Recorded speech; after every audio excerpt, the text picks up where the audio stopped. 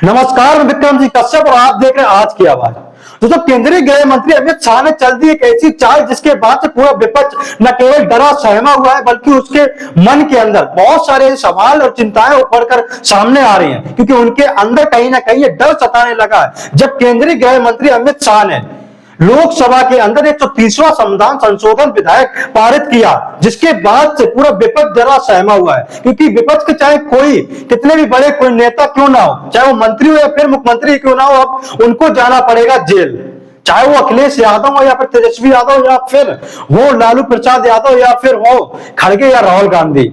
विपक्ष के बड़े बड़े चेहरे चाहे अरविंद केजरीवाल हो, उनको जाना पड़ेगा जेल, क्योंकि न केवल विपक्ष बल्कि जिसके ऊपर सरकार चाहेगी उसको निशाना साध कर जेल पहुंचाएगी और उसके पद से उसको हटा सकती है।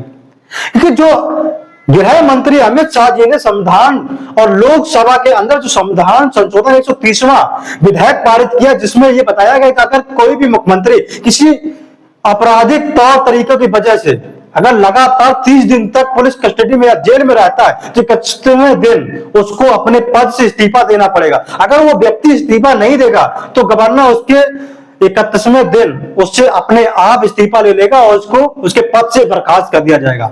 लेकिन इस संविधान संशोधन के बाद से विपक्ष ने इसका कड़ा विरोध किया है, क्योंकि विपक्ष का कहना है कि जो सरकार ये नीति लड़ रही है, ये जो विधेयक लाई है, वो किसी एक अपने विरोधी को टारगेट करने के लिए लाई है। क्योंकि उनको पता है जब भी वो चाहेंगे किसी मुख्यमंत्री या किसी नेता को उनके पद से हटाने के लिए उनको गंभीर आरोपों में फंसाकर उनको 30 दिनों तक कस्टडी में रखेंगे, जैसे अरविंद केजरीवाल को रखा था।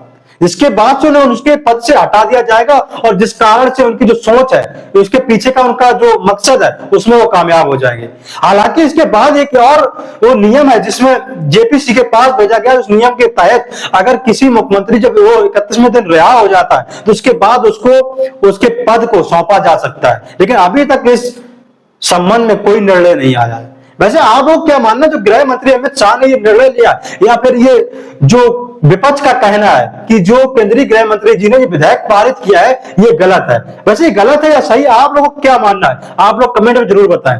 आप अपनी राय दें, क्या मोदी सरकार या गृह मंत्री अमित शाह ने जो किया है ये सही है या फिर गलत है? कमेंट में जरूर